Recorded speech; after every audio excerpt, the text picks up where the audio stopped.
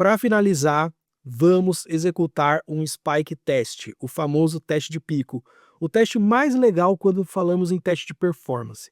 Então vamos dar uma analisada aqui no script. Olha só, temos aqui, por padrão, a URL base, como você já conhece, a configuração, que agora está certinha para obter os usuários previamente cadastrados, que terão os campos e-mail, ou melhor, name, e-mail e senha, né? E agora nós temos aqui mais de uma fase. Olha só que bacana.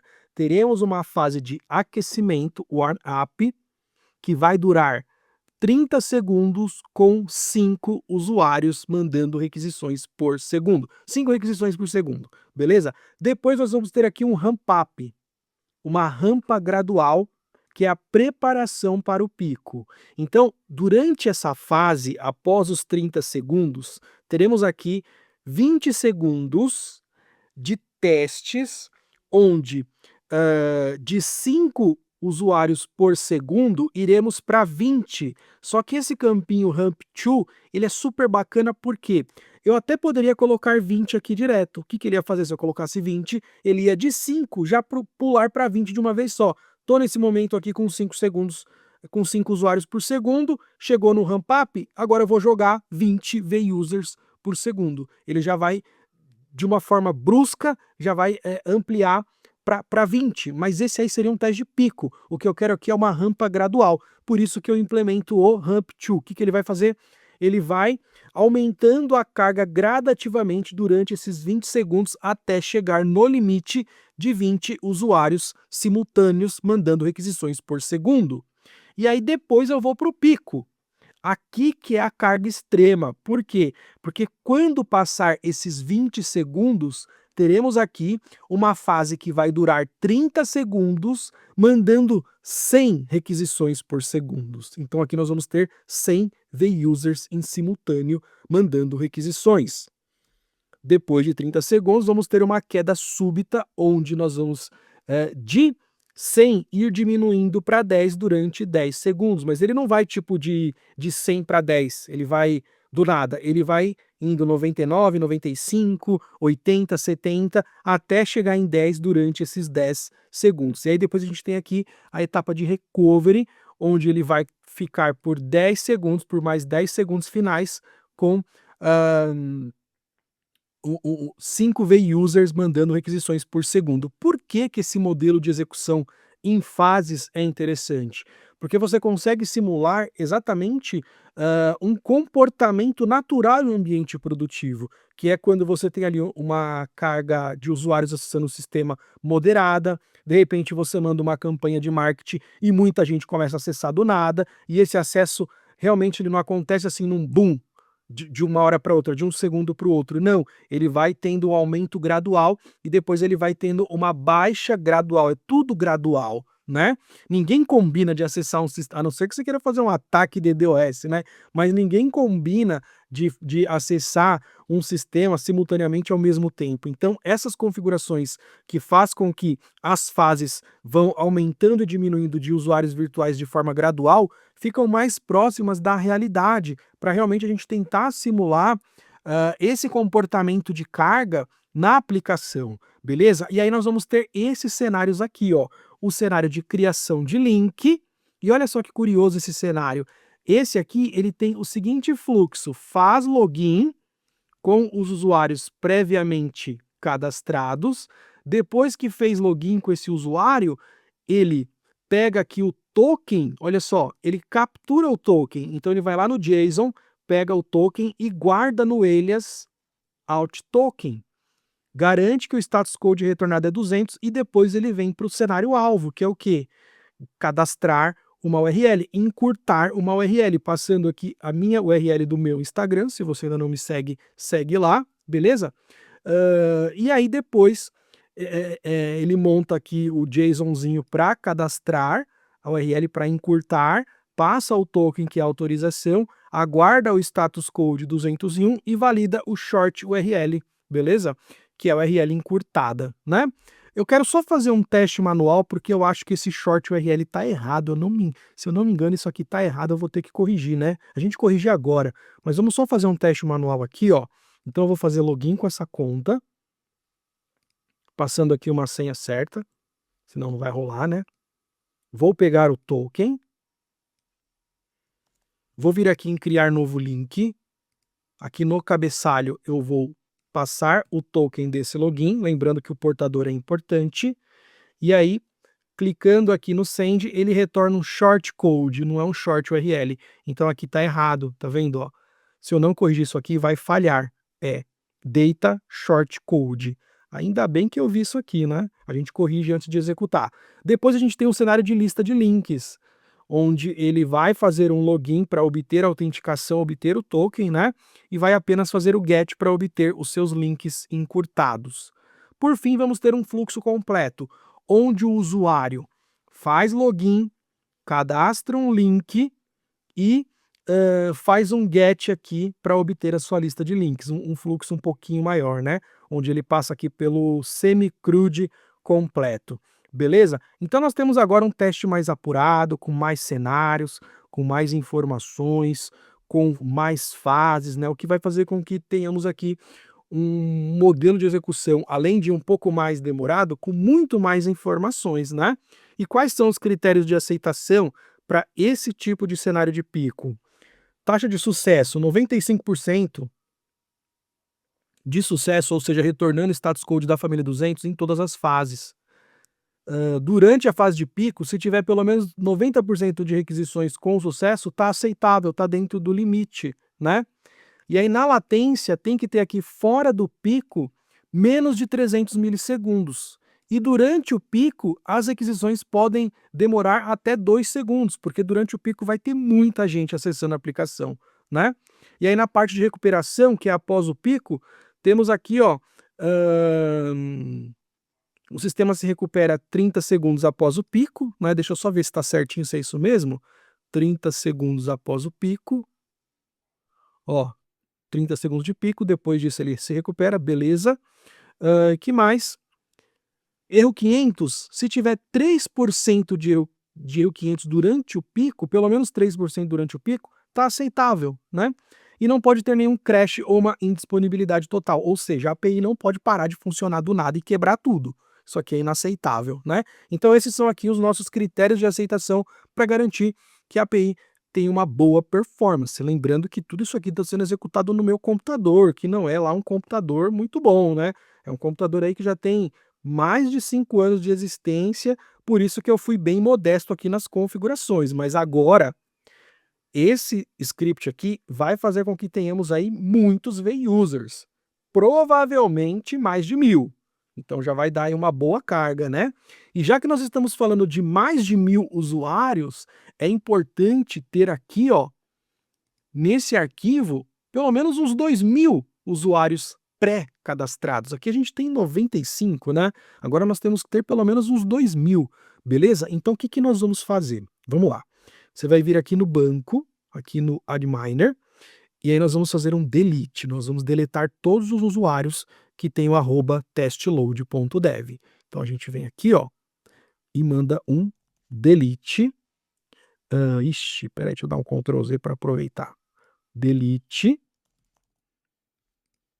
from users where email like testload, né? Vamos executar. Beleza, deletou os 95 usuários. Agora nós vamos criar uma nova massa de teste. Só que agora eu vou para uma outra abordagem. O que que você vai fazer? Você vai vir aqui no projeto e lembra que em módulos anteriores, lá na automação em Playwright, nós criamos o arquivo database que conecta no banco e tem aqui o cleanup test data. Lembra dele, ó? Tá aqui, beleza? O que que você vai fazer? Você vai selecionar todo esse arquivo, ó, copia, vem aqui no Cloud, clica em novo bate-papo e fala para ele o seguinte, ó, faça para mim, olha só, faça para mim uma função que cria, que insere 2000 usuários na tabela. Tabela users. Beleza. Só que antes de prosseguir, eu tenho que tomar cuidado com algumas questões. Quais são elas? Voltando aqui para o banco, cadê o banco aqui, né? Vamos fazer um select asterisco from. Ó, select asterisco from users, sem where. Tira o where aqui, vamos fazer um select. Esse tipo de ID aqui é o que chamamos de UL-ID. E perceba que a senha é criptografada. Como que eu sei isso aqui? Bom, dá para ver que a senha é criptografada, né? Mas como que eu sei que esse tipo de ID é o UL-ID? Porque eu perguntei para o dev e ele me falou que é o UL-ID. Para eu fazer um insert aqui, direto no banco, eu preciso passar essas informações para o ChatGPT, senão ele não vai montar um script bacana para a gente, tá bom? Então vamos lá. Voltando aqui, ChatGPT não, para o Cloud AI, né? Então vamos lá, faça para mim uma função que insere 2.000 usuários na tabela users. Vamos usar, ou melhor, os IDs são do tipo UL-ID e a senha deve ser sempre PWD. Agora eu não vou esquecer da senha, né? PWD 123, criptografada com bcrypt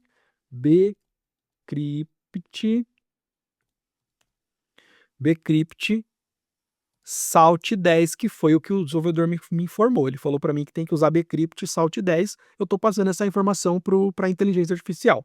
Bacana? Use Faker para gerar dados dinâmicos. E todos os e-mails devem ter o domínio papito.dev. Beleza. Ponto final. Agora eu venho aqui, seleciono de novo, copio aqui esse conteúdo e jogo aqui no Cloud. Por quê? Para ele entender que eu estou trabalhando com Node e para ele já aproveitar esse código aqui como base, tá bom? Se eu não passar esse código, ele vai montar alguma coisa para mim, mas provavelmente ele vai montar em Python. E aqui, como a gente está no ambiente Node, é melhor fazer tudo em Node mesmo, beleza? Então eu vou mandar e ele vai trabalhar para mim, montando uma função, e vamos ver se isso aqui vai funcionar. Aqui está a função para inserir 2.000 usuários com as especificações solicitadas. Então ele importou o Faker aqui para a gente, importou o bcrypt, que vai precisar ser instalado no projeto, importou o UL-ID, que certamente vai precisar ser instalado no projeto, insert test users, ele abre a conexão com o banco, fez aqui um begin, criptografou a senha usando o salt 10, batch size de 100, total users 200. O que é esse batch size aqui? Batch size que ele fez aqui. Ah, é para fazer o for. Beleza. E aí ele faz o for, né, inserindo de 100 em 100. É isso que ele está fazendo. Ele vai inserir de 100 em 100 no banco de dados. E aí depois ele vai trazer, ó, 2.000 usuários inseridos com sucesso. Vai fazer rollback se der qualquer problema. Então ele já fez um begin commit bacana aqui, ó, para tratar qualquer tipo de problema durante a execução desse processo. Cleanup test data continua aqui do mesmo jeito, só que ele melhorou, tá vendo? Ele colocou um begin tran também, ó, ele colocou um begin commit rollback aqui, ele melhorou o nosso cleanup test data. Então depois é importante você testar o projeto Playwright para ver se o cleanup continua funcionando, né? Senão você faz rollback. E aqui ele está falando, ó, você precisa instalar tudo isso aqui no seu projeto e blá blá blá, né? E aqui ele mostra como que a gente usa. Fechou. Vamos pegar esse código, copia, substitui aqui sem medo, Ctrl+C, Ctrl+V, sem medo. Eu vou disponibilizar esse mesmo código que foi gerado no meu computador, porque a probabilidade da inteligência artificial gerar um código diferente aí para você é muito alta. Certamente não vai gerar igual o meu. Não vai gerar. Então eu vou disponibilizar o meu para você poder usar também, beleza? Show de bola, ficou bem legal, ó, ficou um código bem robusto e olha como é legal, dá para aprender a programar com inteligência artificial, né? Tá tudo aqui, tranquilo, né? Beleza. E aí o que você vai fazer? Você vai executar esse comandozinho aqui, ó, para instalar as dependências. A gente já tem o Faker instalado, já tem o PG, já tem o PG e já tem o .env. Deixa eu só confirmar, né? Package.json, ó, tem o PG, tem o .env, tem o Faker, né? O que não temos é o LID e o bcrypt. Então, você pode até rodar tudo, ó, mas eu vou rodar só esses dois carinhas aqui, beleza? Então eu vou copiar, gaguejei aqui, mas deu para entender, né? Vou copiar só esses dois carinhas e aqui a gente faz um npm i decrypt -d para instalar como dependência de desenvolvimento. Então, enquanto ele está instalando aqui, já instalou, né? Show de bola. Beleza, instalado, o que você faz? Para usar, você precisa importar o arquivo database, ele não sabe qual que é o nome do arquivo, mas ele está trazendo aqui de uma forma super simples. E aí você chama aqui o insert test user e o console.log fica aqui no den, esperando ele cumprir uma promessa. E aí ele tem o catch se der erro e finaliza o processo. Show de bola. Copia isso aqui, vem aqui no performance, botão direito do mouse, new file, e coloca aqui, ó, insert users.js. Cola esse código e aqui você vai fazer um pequeno ajuste para chegar no arquivo do projeto. // playwright /suporte /database. Se você quiser, você pode até fazer um arquivo separado aqui, mas eu vou compartilhar do mesmo arquivo, tá bom? Salvei. Show de bola. Como é que roda? É só executar o Node apontando para esse arquivo, beleza? Vamos lá. Node performance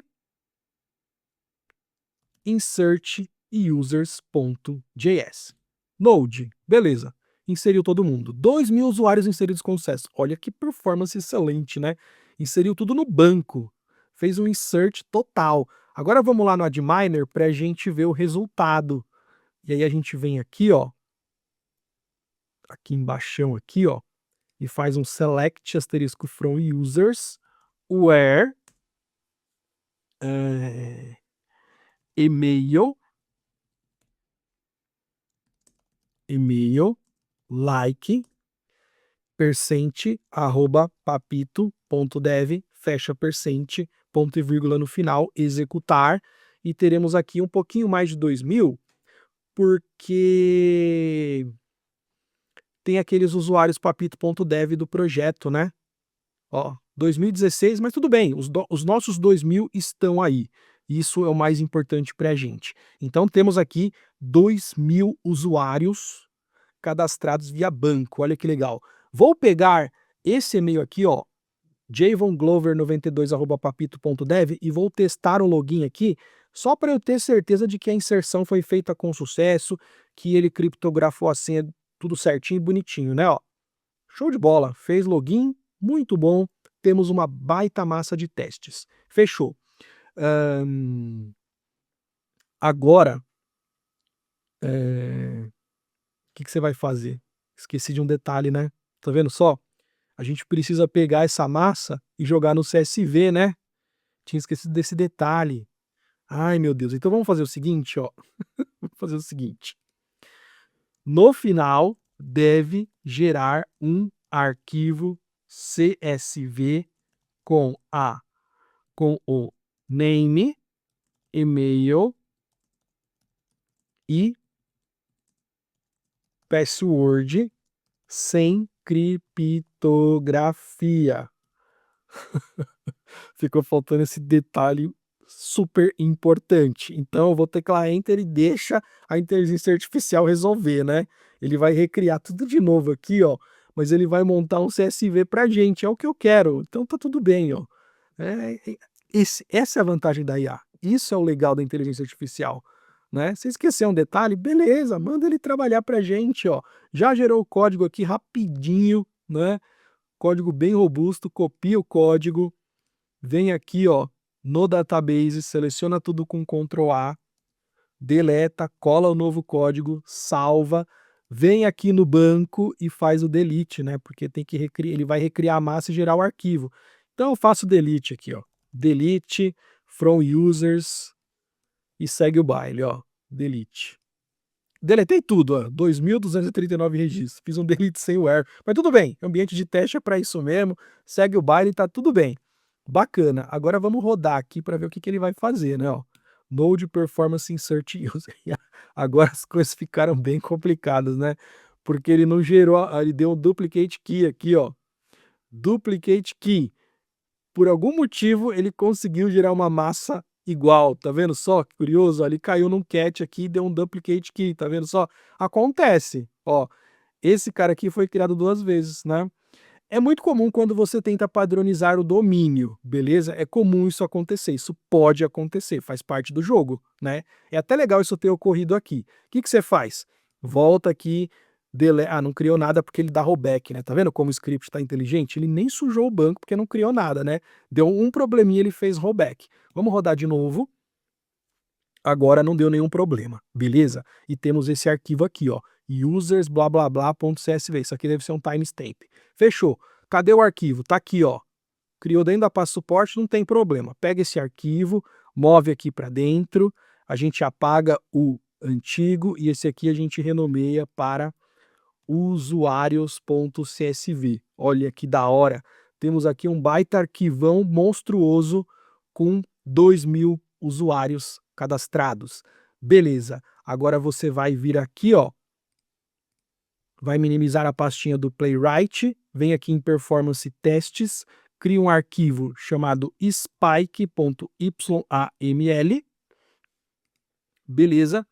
Vem aqui pro plano de teste, copia o nosso arquivo, cola aqui e não esqueça de mudar aqui, ó, o short URL para short code. Vamos confirmar aqui, ó, no criar novo link. Short code, senão vai dar problema. Salvei, show de bola. Agora que o bicho vai pegar, né? Então a gente vem aqui no terminal. Faz o seguinte, volta aqui no plano de teste que eu deixei esse comando aqui, ó. Deixei os comandos aqui, tá vendo, ó? Deixei um atalho para você. Pega esse último que já é o Spike, já está configurado certinho. Copia e já cola aqui para você ganhar tempo. Teclou Enter, vamos ver o que vai acontecer. Agora nós vamos ter um teste bem diferente do que foi executado anteriormente, né? Por quê? Porque agora nós vamos ter um teste de pico, que vai ter ramp up, que vai ter várias fases, né? E que vai simular picos de até 100 usuários simultâneos fazendo requisições na API. Enquanto isso aqui está acontecendo, vamos voltar aqui para o AdMiner para a gente fazer uma consulta na tabela de links. Vamos ver quantos links estão sendo criados aqui, ó. Até o momento temos aqui 1.181 links criados. Olha isso, que loucura, né?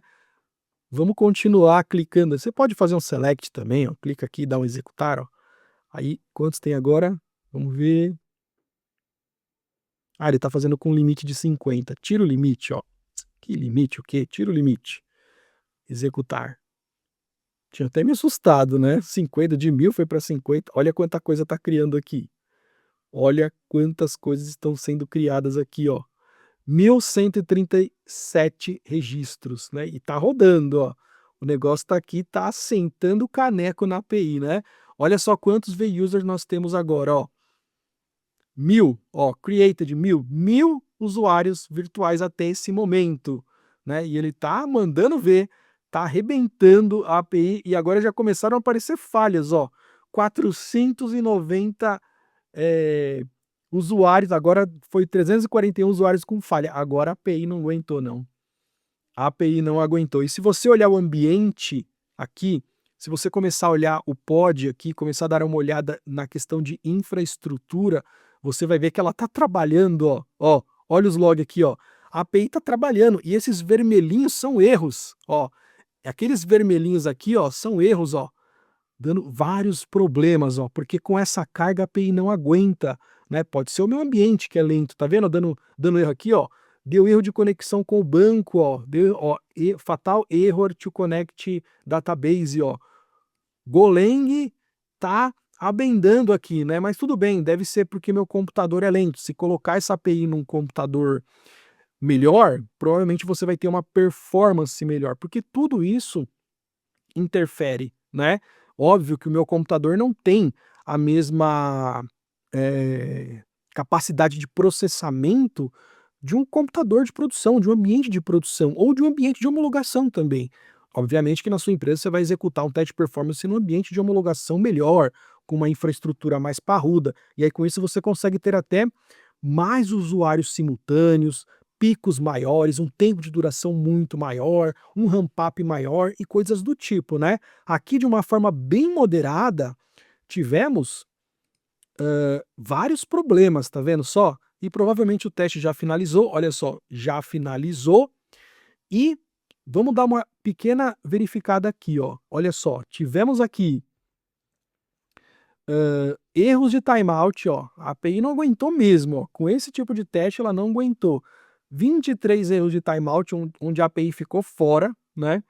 1094 falhas, mas por outro lado tivemos aqui 4.111 requisições com sucesso, 200, mais 1.739 requisições com sucesso de 201, que são os cadastros de link. Então aqui são logins e aqui cadastro de link.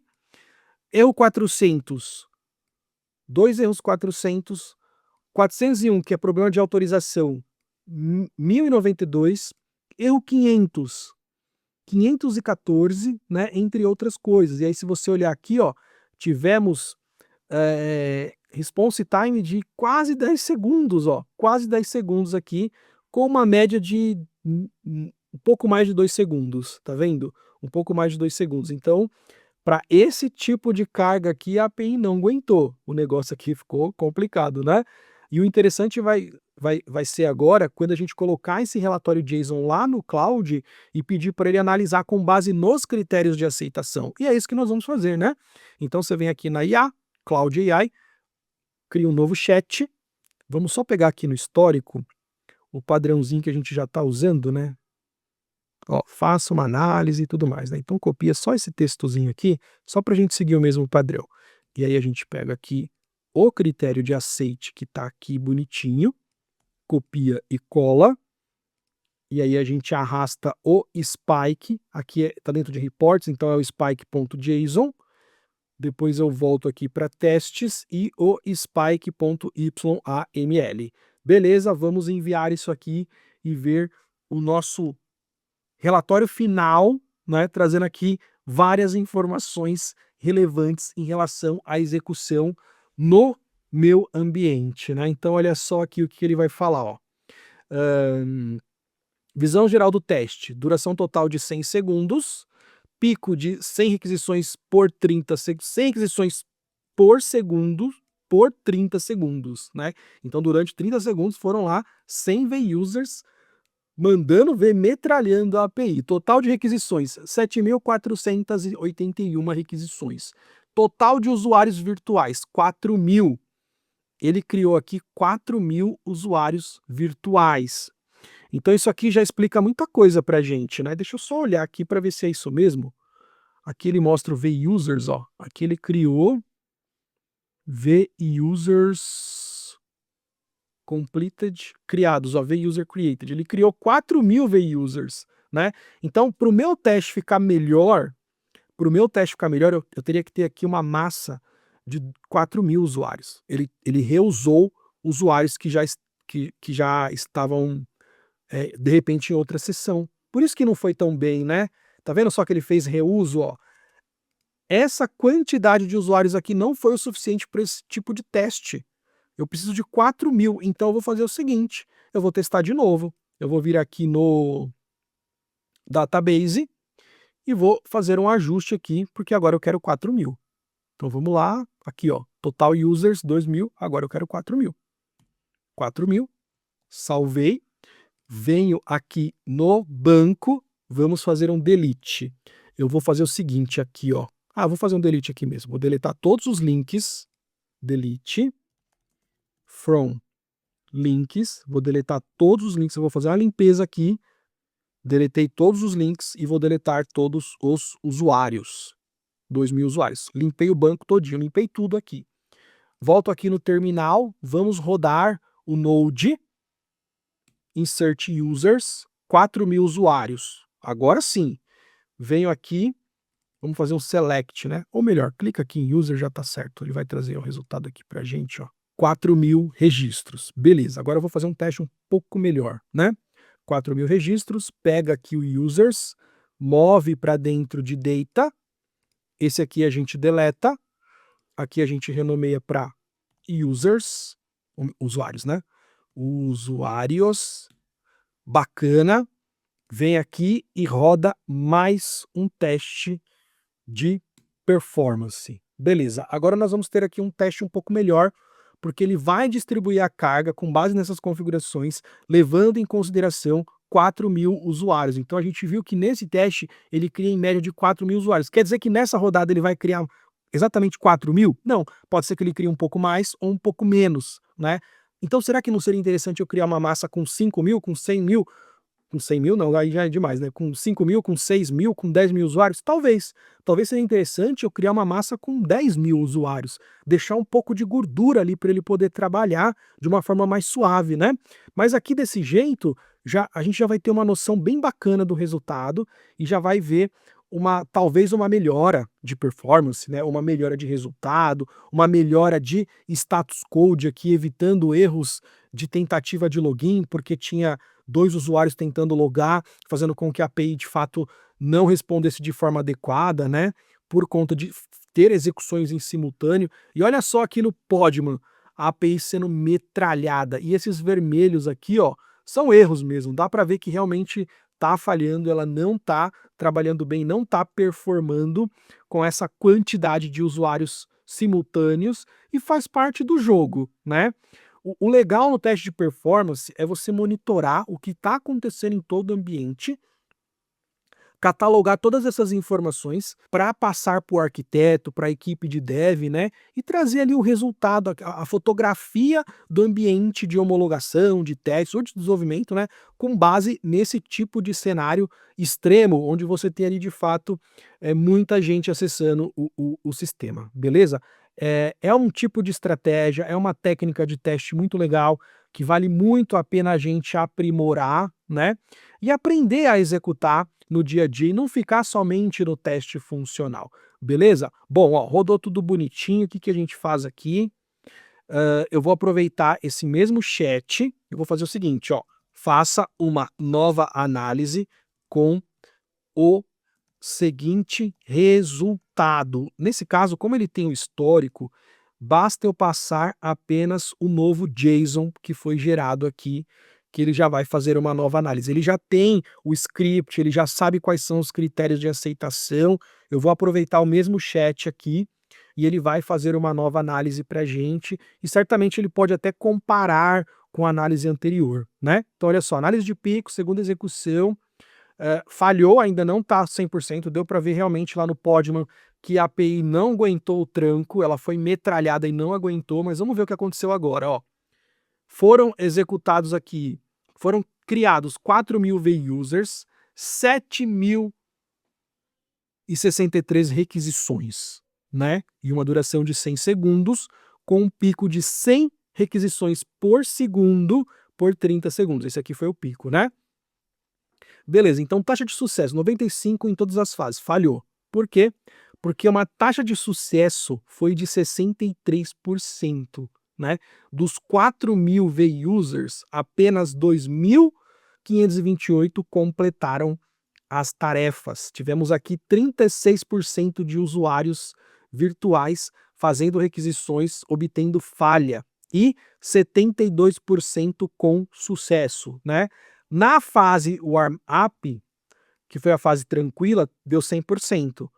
No início do Spike, quando ele começou a aumentar a carga, as coisas ficaram bem. Mas na questão intensa, né, no pico de intensidade, tivemos aqui 1.167 usuários simultâneos, e desses aqui, metade conseguiram completar os testes, conseguiram ir até o final com sucesso, né?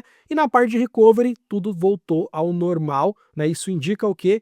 Que a nossa API, em casos extremos, em caso de pico, ela não performa bem, precisa rever a arquitetura, rever aqui a estrutura para melhorar a API. Seja uma arquitetura na questão do desenvolvimento ou do ambiente. Talvez o ambiente realmente não esteja aguentando, né? Pode ser.